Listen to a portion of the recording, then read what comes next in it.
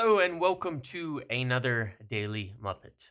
In today's video, I want to talk with you about quite a few things. We're going to talk about the whole keeper discussion that's ongoing right now, as confidence in Andre Onana is obviously at his lowest, and we are starting to hear more and more about keepers, about concerns over keepers, about what happens next with keepers, about all of that. Um, as United's priorities start to take a little bit of shape, as we can see and have been discussing a lot recently, at both ends of the pitch, they probably have their biggest problems at striker and at keeper. Until now, only one was getting a lot of attention from the media, despite the fact that Andre Onana's mistakes have been occurring throughout the year. But we'll talk more about that in a minute. I want to talk about a little bit of worry over Liam Delap and Chelsea in specific. Not the first time. I think we spoke about this a bit last week, and there we have concerns essentially that he may go to Chelsea. Chelsea's involvement in the race, Chelsea chasing everybody that we want. So we'll talk about that. Talk about this link to Semenyo that has come not out of nowhere because it was there a little bit before, but it's been recently discussed in the last day or so. And then talk about some midfielders, as United definitely have been looking at midfielders, even though we don't have a lot of names that have come to the forefront from reports recently. I just want to recover some of the names that we have been looking at in case they are the ones that United end up going for in part of there. Okay, so let's get right into it. First and foremost, the primary thing I want to discuss here is this thing on Onana and Altai by India as to potentially who's going to start, who's going to play on Thursday, because it's actually a really big decision. I mean, I think already that um the problem you have here with Onana, right, is if you play him because he's still there, he's still the first team goalkeeper, and United are knocked out, whether he makes more mistakes or not, he will never get support from the fans again. And he will have a really hard time clawing back, because if we get knocked out, there is no route to redemption this season. There's a few more Premier League games that are essentially meaningless, as United are in competition for nothing. Um, and there's no more competitions than that. So there's no route should should United get knocked out on Thursday. There's no redemption route, and people will not forget the first leg. They will not forget the mistakes. They will not forget, that we are effectively in this situation of being able to be knocked out because of Onana. If you don't play him, then you're also acknowledging that he's screwed essentially, and that he's in the firing line. But I think the issue is that there's just from the team, from the fan base, and from everybody involved, there's really no confidence in general here. There's no win in this situation, because even if you go through, everybody's going to be sitting in the back of their mind. And look, that's the best case scenario, right? For him, for us, he plays, we go through. But it's going to be sitting in the back of everyone's mind. Is he going to mess it up in next round? Is he going to mess it up in the final? When is the next Onana mistake going to come? And unless he has a fantastic end to the season through the Europa League and we win it, then the confidence in him will be an all-time low, and it will be nearly impossible to move past. So it's a really difficult situation here, and you really just have to ask. And this is the question that Ruben Amorim is asking himself, based on the reports that are out there right now and everything we're hearing. Don't know, honestly, who's going to play on Thursday. I don't even think the decision has been made. I don't think anybody's even been told yet. It's Tuesday right now. The team will be given the lineup likely tomorrow night. On Wednesday evening is usually how it goes. we don't know who's starting in net on Thursday. And I think that that speaks to the doubt that Ruben Amorim has in Onana, that it is not one game and then instantly communicated Onana's the guy. And it's a concern. It is a concern. It's a real concern. And that's the situation we're in as of now. That we just don't know whether it's going to be him or Bayindir. If Bayindir starts and doesn't have an amazing game, nothing really changes. But yeah, a really, really difficult situation here. The confidence in both keepers isn't particularly high, but certainly in Onana, it's near the bottom. And look, the thing I want to say about this is that I'm not sure why, because this isn't like a call out or anything. I'm not doing that in the slightest. I'm not sure. I'm not sure why it would be said by anybody that the keeper thing has not been a topic, because it certainly has been. Even going back to the end of last summer, there was talk over, the need to potentially get a new keeper in for Bayindir because he might be unhappy. He was looking to leave. There was talk of him going. United have had to be looking at keepers for quite a while here. That being said, as I've said before, they did not want to spend their budget on it this summer because they wanted to spend in many other areas. And the problem for Amorim is that as far as a keeper goes, he needs less from a keeper than probably Pep, than Liverpool. He needs less from a keeper than Arsenal. He needs less from a keeper than Ten Hag needed from a keeper. Because in the way that his back three play and in the way that his back three build up, and you can look at this with his Sporting keeper, he didn't need much. A tall, big keeper who claims crosses and can do some basic recycling of the ball and launch it down the pitch when necessary. That's all he really wants. Safe hands, as I've said before. So it's the type of thing where you don't have to go big in the market to get a keeper like this. But I think it's really remains to be seen for the end of the season whether he feels he has that in either keeper. But I know right now he does not. And that throughout his time here, he has had very little confidence in either keeper at this point in time. And that's up till Bayindir's injury. He was rotating them and giving Bayindir more time to try to figure out who the hell is his keeper that he can trust. And at this point, it may be nobody. So, look, this has been a topic. It really has. But it has not been something they want to go spend a bunch of money on. They might be forced to. They might be forced to do so now because you cannot really go into next summer with this much doubt, this next year with this much doubt on your keepers. Because the minute you start and mistakes start happen again, it can wreck the entire season next year. If you go into it with those doubts and one mistake gets made, everyone's confidence is gone, and now it's too late to do anything about it. So I don't believe it's something that they can put off. I'd be really surprised now if they didn't. Does that mean Onana is going to be sold? We don't know yet. As I was saying last week, there is definitely the potential for him to go somewhere like Saudi. Now, both, a few people have been reporting on this, and now, the Fabrizio Romano was saying yesterday, and he's quite well connected on the Onana side for what it's worth. But he was saying yesterday that, if United can sell Onana, then they will go for a young, talented keeper. So there's a few that they've had their eyes on. James Trafford, I know that for sure. Lamens, we know that. Chevalier. But again, when you start getting to some of these other names that are out there, it gets very expensive. Now, the thing with Onana is this.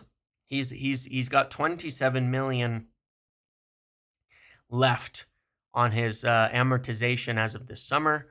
You might be able to sell him to Saudi or somewhere else. I think there's probably options beyond Saudi because I think there's clubs in Italy that would probably take him back. We've seen, that it's a league that players from the Premier League tend to go and do pretty well in.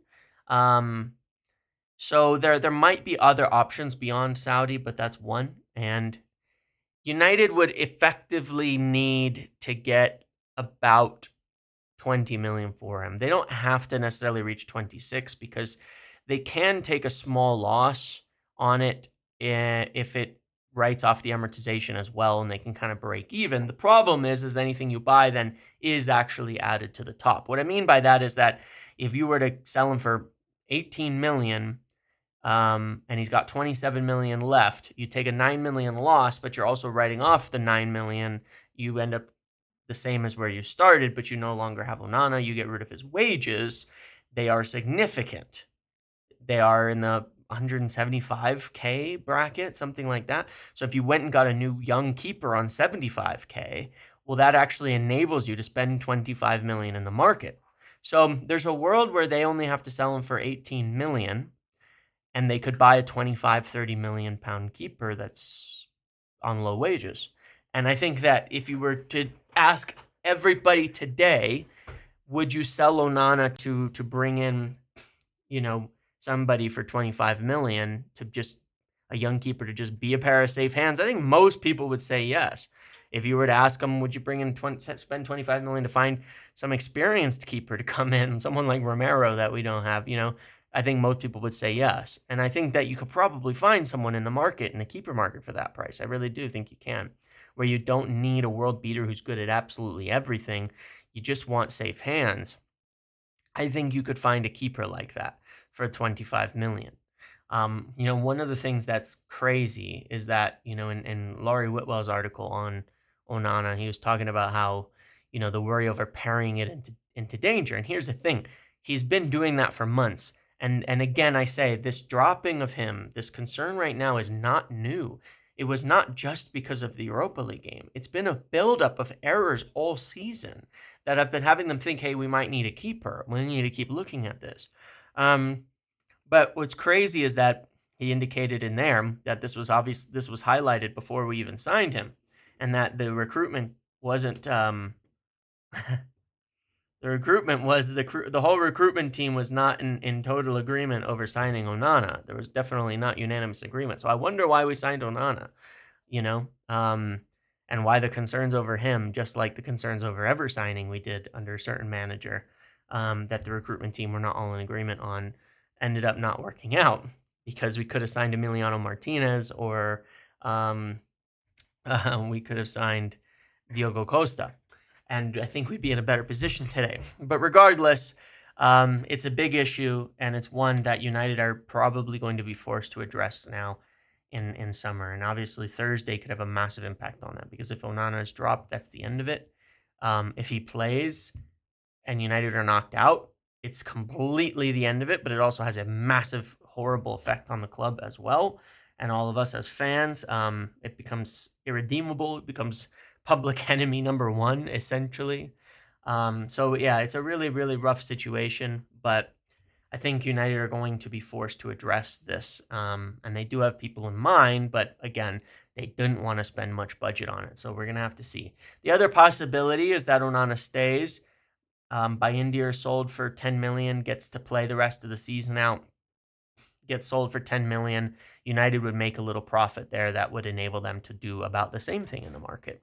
If they were to sell Bayindir for just a few million, they would actually probably make a little bit of money, and that would also enable them to do something in the market on the keeper front. So that is also a possibility of a route that we could go. And then, when Onana comes to the final year, it might be easier to shift him on. So Lamens, Trafford, these guys, maybe there's more, I'm sure there's more we could be looking to, but yeah, if you think that it becomes much more possible that we could spend in the range of 25 million, but we very likely still need to sell one of Onana or Bayindir to make that happen, and not to draw from the other areas of priority in the team.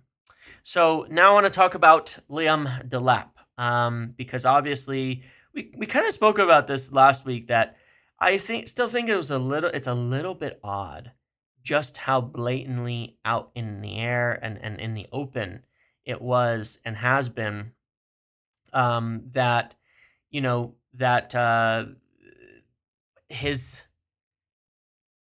he's like the number one target for United and all that. I'm not saying it isn't true, because they obviously really like him. Wilcox really likes him. I know from my own side of it that they're very, very strongly hot on him. That being said, I still think it's a little odd that it's that public in the media, that it's that publicly out there. And part of the concern with that is at the same time you got the news coming from Chelsea's side heavy last week that they're really interested in Liam Delap. You also got the news that his release clause was only 30 million coming from Chelsea side reports. So again, as I mentioned, I spoke to somebody who's actually in our Discord, is actually a member of our community, who shared with us a couple weeks ago that his release clause was 30 million. But he also found this out from the Chelsea side. And so my one worry on this is when you look at that, why were Chelsea able to find this out? And why is it being reported from Chelsea's side and it's not from the United side? Are United not really ahead in on this at all? Not saying not in on it, but are United behind the curve on this? Like why? I'm not saying United didn't know. Again, it may just be a matter of it's just not something that's been said to people and they were trying to keep it on the down low, but it's all kind of come out from the Chelsea side more recently. And then the other factor is that is there's a Chelsea are really, really strongly interested, and I think from their perspective they believe that they're ahead and winning this. I think Romano or somebody else was saying that it's between Chelsea and United on this, and that's true as well. But I genuinely have concerns that Delap to Chelsea is pretty strong at the moment. And there's reports this week that that they held talks with his representative over the weekend. Obviously Chelsea played Ipswich, and that they've kind of pushed ahead in a lot of their talks on this. So I don't know what's going to happen here at all right now, whether United can pull this off or not and get Delap in. Obviously, on Friday, you had the report, and from all the information we know, that this is what United want, is they want two forwards coming in. They want to get two attackers coming in. Ideally, if they're getting a young striker in Delap, they would like to get another goal scorer on top of that in order to relieve some of the burden, relieve some of the pressure, and balance things out a bit. And I think that's a really good idea based on all of the information and everything. So Cunha and Delap feels like a good plan, but can we even get Delap? And then what happens if we don't, if that's what we're in the market for? Do we abandon the plan and just go for a big striker? I'm not so sure. Now, the thing that's a little bit intriguing to me is that Matheus Cunha will cost the same as Victor Osimhen. And he will cost in wages probably 70% of Victor Osimhen. Between Delap and Cunha, you're going to spend 30 million more than it costs to get Victor Osimhen in. And you're going to spend as much or more on wages. So if you cannot get Liam Delap, are you better served going for some older other striker? There was a link yesterday to Patrick Schick. Are you better off doing that and getting Cunha and spending more money than just getting Osimhen in and going with a young player in the 10 who's on basically zero wages? A young player, a young affordable player, one of the other targets they look at? I don't think so. Because something like Osimhen and Dorgelis might cost you the same in fee as Delap and Cunha, and the wages wouldn't be that different either. I understand that it's more for one player on wages than Osimhen, but he's the best player on that link, on those list of targets. So it'll be interesting to see what happens here if Chelsea are in fact in the lead on this. They can make a deal pretty quickly for Delap. They can pay the release clause. At the moment it's confirmed that Ipswich are relegated, which I think it's like next weekend or something, or it's really soon that could happen. And they could bring him in before the Club World Cup and take him on the Club World Cup. It's a very attractive proposition that gets him in the public eye. And for Chelsea, you can see why they'd want to do that and add players, because you have that window in domestic transfers open before the Club World Cup. They could make that deal. So there's an advantage Chelsea have in this race.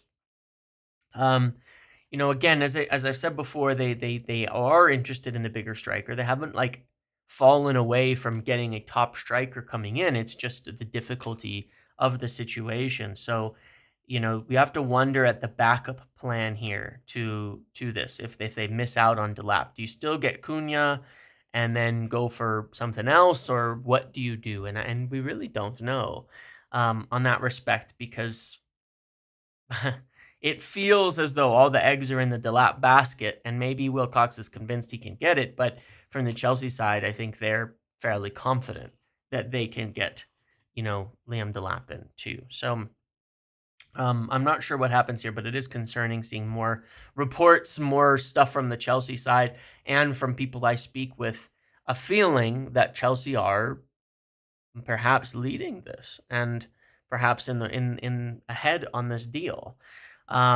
If they do that, I know that again United are looking at bigger strikers, and perhaps they're also looking at some older ones, and I think that there's a sincere chance they might go for something like some stopgap plus another forward if they cannot get one of their top striker targets in. So that is a little bit of a concern there. Obviously, Cunha is not the only player that United are interested in for the other forward positions. They really like Tyler Dibbling. We know that. There's one of the things that I covered a couple weeks ago was that I don't believe Tyler Dibbling will be in that 100 million bracket. I think it'll be a lot lower than that, and it might be reasonable. And he's on low wages too, so it's probably fairly reasonable. And there was a story today, maybe it was from Germany, that says, that there's clubs in Germany following him, something like that, and that it's really not going to be in the 60, even the 60, 70 million bracket for a transfer fee, but a lot lower. We'll see on that. I don't know about that one. We will see. But obviously they're very interested in him, the names we've mentioned before. So Cunha is not the only one, but I think that there's been definitely a shift and an emphasis on looking at, hey, we need to get two really good forwards in, and maybe we can't afford to just get young players who aren't going to score a lot of goals coming in this summer, because it's so bad up front, right now. The confidence, like I said before, the confidence in that Thursday or Wednesday, or I don't remember what video it was, the confidence in Rasmus Højlund is at an all-time bottom. They're extremely unhappy with how it goes. They absolutely would consider selling him or loaning him if the offer came around. They're not sold on Alejandro Garnacho at all at this point in time either. So there's the potential for a lot here, but there is a definite acceptance that and this changed over the course of the season, I think, that there's a definite acceptance that they have to get some goals in that front line. Like, not just young prospects, but they got to get some goals in that front line. And that's where I think the plan for Delap and Cunha comes forward. The plan for, Mbumo could be included in that conversation. I still think Dorgeles could be, because he has the potential to be quite a strong goal scorer up front.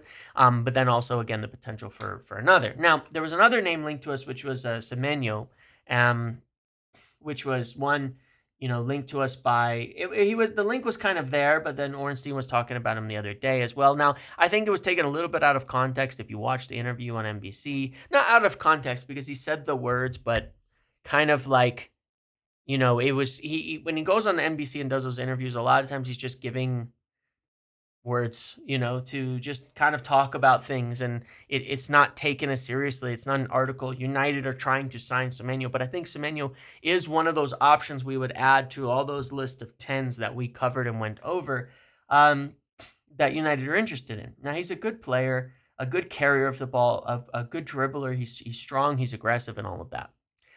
I'm not going to lie to you. I think he makes a better wingback than a forward in Amorim's system based on where he plays, his profile, those types of things. But I have really serious concerns with Semenyo, mostly for the price. If you were talking 30 to 40 million and he'd play as a wingback, I'd be kind of happy with him. But the quoted price, and from David Ornstein as well, is it's going to be somewhere around 70 million pounds, an insane number for a player with 7 goals and 4 assists. Like, why is everybody 80 fucking million? I keep saying this.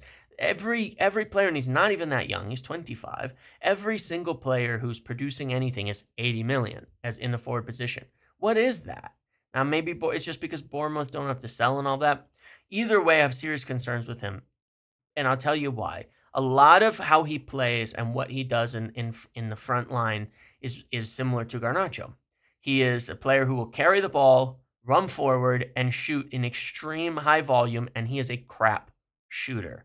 He is extremely erratic in his shooting. He is extremely unreliable in his shooting. I do not think we can afford another player who is one of the highest volume shooters in all of Europe and is a very poor finisher. You look at all his numbers, huge shots, very poor finishing, very poor scoring rate, 0.06, the same as Garnacho. It means 6 times out of 6 times out of 100 he is scoring, okay?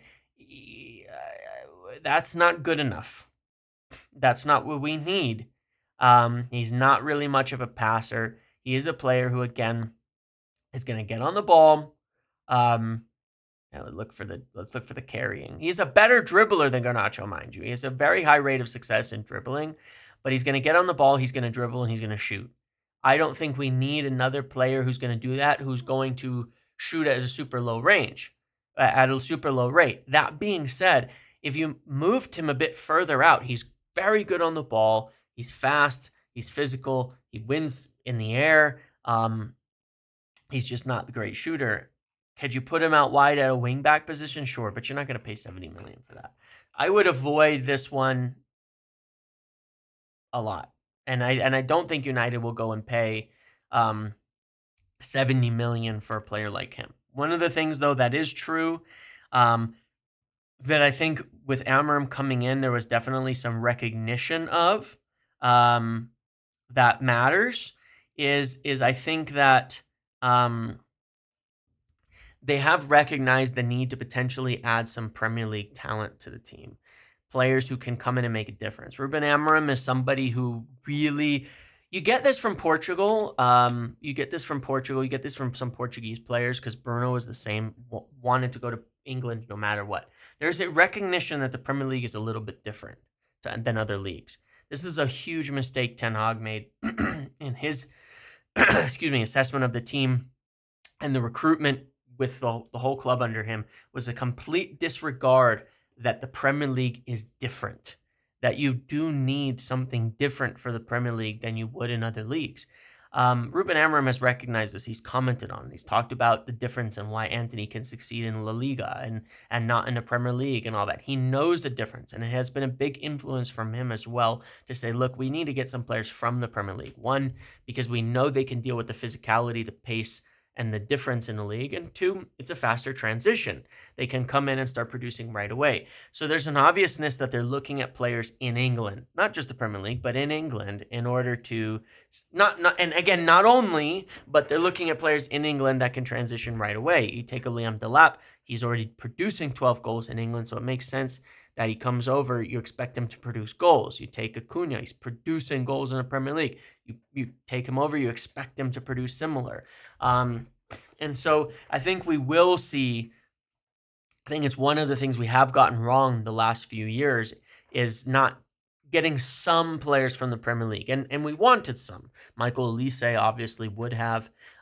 We talk about it in midfielders in a minute, but there are certainly, I think, more options that we could have taken up from the Premier League that probably would have helped us. Now, we've made poor purchases from the Premier League when we purchased players like Mason Mount because he couldn't stay healthy. But, there's still a good reason to look to the Premier League and not ignore it, even though the problem is you often pay inflated prices.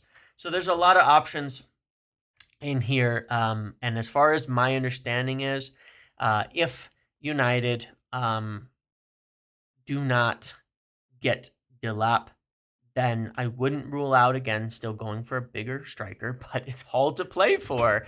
There was, I keep saying this, until we know this thing about finishing the Europa League, it's up in the air because it really does change if we win the Europa League. I mean, nobody wants to say it, but if we actually win the Europa League, we could go for someone like Osimhen, okay? We can. I'm not, and right now it's unlikely. Right now he might be headed to Saudi, but we can. And this was reflected by Michel on Twitter the other day saying, until United know where they're finishing, it's hard. And it's such a massive swing in our spending power. United have made it, just to be very clear though on something. Again, United have figured it out that even if they miss with the sales that are outgoing, and there could be more between Garnacho, between Hoyland, and between Onana and all of that, that they could do this Delap Cunha thing. But that's one plan, and it's a good plan. And if you can't get that done, because there's 2 players with release clauses, but if you cannot get that done, if you miss out on one of them or both of them, then you need an alternative plan. And that is a little more up in the air because the backup plans on the budget options are a bit rough. And you're talking about, all right, hunker down because we're going to have to get young, affordable players, and we'll see how they can contribute. So it's chaotic. We're all really like, everything is really like every Thursday. This Thursday is so big right now because if United get into the next round, what I can say is this. If United get into the next round, they're going to start doing a little bit of planning like, we could win this thing. So now we got to start thinking about what would we do, not thinking about because they have been, but start making some context. So if United do win Thursday, I think you'll see some new things come to the forefront, some new names, some new possibilities start to come to the forefront. If United lose, then I think they will very immediately accelerate on some of these plans, but also look at some sales that you might not expect to. And then the last thing I want to discuss today is on the midfielder front as well. Again, this is one where, we know we want Delap, we know we want Cunha on the forwards, we know we have all of these options in the 10s. We have a lot of names for them, frankly. We have a lot of names in those positions. Even at keeper, we have some names that I know we've been watching. Though more obviously could become options. In the midfield, it is a position they want to sign. Per my understanding, it's the 2 forwards and the midfield, and the keeper is like this fucking, I don't know what you call it, like compartmentalized problem where you need to figure out what you're doing with Bayendir and Onana and replace them, but you really don't want to take from the other areas of budget and all of that. The midfielder is the next one. At wingback, as far as I know, they shifted the money forward, hence why we could do a Cunha Delap type of deal. They shift the money to the forwards. It even unlocks, more wingbacks, and then there's Mentato and, and Ahmad and all of that. So the midfield, I believe, my understanding would be the next area of priority. It was before center back, but this has become less of a priority as of right now. They could still do something with a young player there, but, Heaven back in a squad, I'm sure he will be playing through the end of the season. Especially, in the Premier League and such, and getting a lot of minutes to continue his development. So I think that, as Ruben Amorim himself said, it's become less of a priority. So the midfield is something that they want to look at. And the thing about that is we've gotten virtually 0 names from a lot of the reports that are out there that have even been talking about the midfield, and there are some right now. So in looking at it, just to go back, I did a whole piece on midfielders again last like three weeks ago. I think it was during the international break. And what we do know, and I do know, is that United have been looking at a few. Right, and 2 of the names they have followed at least a little bit, and I put Ugarte on here so we can make a comparison. I don't know who to put for our other midfielder because Bruno's shared time, Mainu's shared time, so I don't really have a good representation of the second midfielder in this. But like, there's 2 distinctly different profiles that United could look to. One would be like an Ederson, and this would require a lot more money. This probably would require Champions League. They followed him, but more of an all-rounder forward attacking 8, essentially, who's going to get the ball forward, who's going to progress it more, and who's going to get forward around the box. Alternatively, if you're going for another backup, or not necessarily a backup, but another 6, to look at potentially replacing Casemiro, you look at more of the profile of Ugo Chukwu, who's a high defensive action player, but also has potential to be a little bit more than that if you want to get more out of it. But that's the type or stylistic player you're looking at as more of a defensive player. This could depend on Casemiro, but it will also be likely a decision that is taken after the forwards.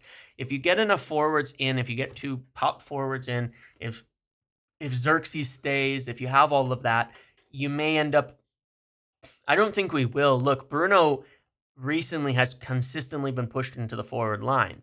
And I think this is a demonstration from Ruben Amorim in recent times since the international break that in the long term he wants Bruno Fernandes to be forward. If you look at it, he's been trying to solve the build-up without bringing Bruno deep, because that's why he brought Bruno deep. So I still believe it'll be that other midfielder. That being said, your only options in partnership with Ugarte, Casemiro, and Eriksen. So maybe Mainu would be that guy, but I still believe more likely this summer you're looking at an 8. Next summer you're looking at upgrading on Ugarte, depending on how he gets on in the next season. If you're looking at that side of it, then some of the other names we've been linked to that might be more affordable and might be more interesting are 2 players from the championship. One in Hayden Hackney, that United I know we're watching for a couple of years and, mentored under Carrick and all of that, who is perfect for that attacking 8 position. Aggressive, good carrier of the ball, good out of possession, does everything. Talked about him. And the other one that's been linked with a fair bit is Joba Bellingham. I'm still not sure what he is. I still think to a degree he might end up being better as a 10 than he is as a midfielder, but I'm not sure. He's got good physical traits. He's a very good shooter of the ball. Less of a passer, a good carrier. I'm still not sure about him. His defensive out of possession work isn't great all the time, but he's a big frame, good height, all of that.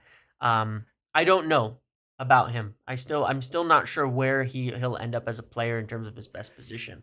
So depends where United are looking at. If how many options they can get up front versus as well what happens with Casemiro. That will and can they get Champions League again is a factor in all of this as to who they're looking at here. But for now, we're still relying on most of the names we've already covered, as there's been nothing new. So I guess we'll have to see there as well. But it is a priority. It is a position that they want to sign. It is something that they want to to ideally address this summer as well. So you probably think that not think, but that the 3 main things are striker, 10, and midfielder in terms of signing, and then put this goalkeeper thing in a bubble. Like this is its own problem that has to be addressed that we'll hopefully address. So yeah, just wanted to kind of catch up today. I'll get back and I'll probably do a live tomorrow where we can just kind of yap about everything going on a little bit more. But it's a little bit of a chaotic time, and I would say that it's a little bit more chaotic than usual because a little bit more chaotic than usual, unfortunately, because of all this tension around the Europa League and around this keeper situation that's throwing a wrench in everything, and the difficulty United will have in competing. So there's a lot of plans in place, and I think it would be incorrect to suggest that like we're in danger of missing out on and not getting targets that we want, because they've done a hell of a lot of groundwork. It's just a lot of those names we don't know because they're kind of on the back burner at the moment, and they're a little more private about all of this. It's harder to get information out. I mean, we have way fewer names in any other position but striker, and really, if you look at it, the only names we're really hearing much about are the ones where they're in the Premier League and we're getting, the both sides, where the agents and the clubs on the other side are probably the ones putting the information out or leaking a lot of it. United itself is very quiet and tight, so we do our best on that. Yeah, interesting times. I think the keeper thing Thursday is going to be massive in terms of an influence and a sway on what happens there. And as well, it'll be a massive on the thinking now as we move into the next phase of planning the transfers. If we win, then there's still time before summer to start prepping and saying, okay, now we need to line up our Champions League signings and have those ready to go, because the Europa League final, there's one more round, obviously, than before that. But the Europa League final is, what's the date of the Europa League final? If it's going to happen, the Europa League final is May 21st. It's right at the end of the season, obviously. And you need to line these deals up by that time. Like, those things have to be heavily in hand. And, when you look at the transfers in competent teams in it, and I do include United in this, because even though they got it wrong, they've been better about doing and lining some things up early. Mount, Hoyland, Onana were all lined up. Can you believe that? We're all lined up before the end of the season. They were all deep in discussions with all of those players before the end of the season, and that's normal. That's how it's supposed to be. You just need the right players. So we will have to line things up really for both scenarios and be ready to say, we win the Europa League, boom, Osimhen, here's your contract. No, I'm just saying, you know what I mean? They have to be ready to do that for all scenarios. But at the same time, they don't want to do things that are like, they can't really get something done if they would go for a different plan. That's why I think that when you look at the Delap Cunha thing, I think they'd be happy to do that with or without Europa League. It's a good plan either way. I like it actually either way, even with my concerns on Delap. So that's probably like their ideal plan. But we will see if that's still on the table. And if it's not, then they have to line up probably two different plans for this. Okay. Hopefully this all helps. I know it's been a bit of a little bit yappy for me in this video, but I hope it's at least interesting into the explanation of things. I can tell you, Ruben Amorim is certainly more than frustrated with everything that's going on with the keeper thing, especially. Especially on that basis as well. But he is more than bothered by the options as well up front. And so, these are the things at the forefront of everyone's thinking right now. So yeah, that's what we've got. Thank you all for watching. Appreciate you. Make sure to like, comment, subscribe, turn notifications on. I will see you in the next video.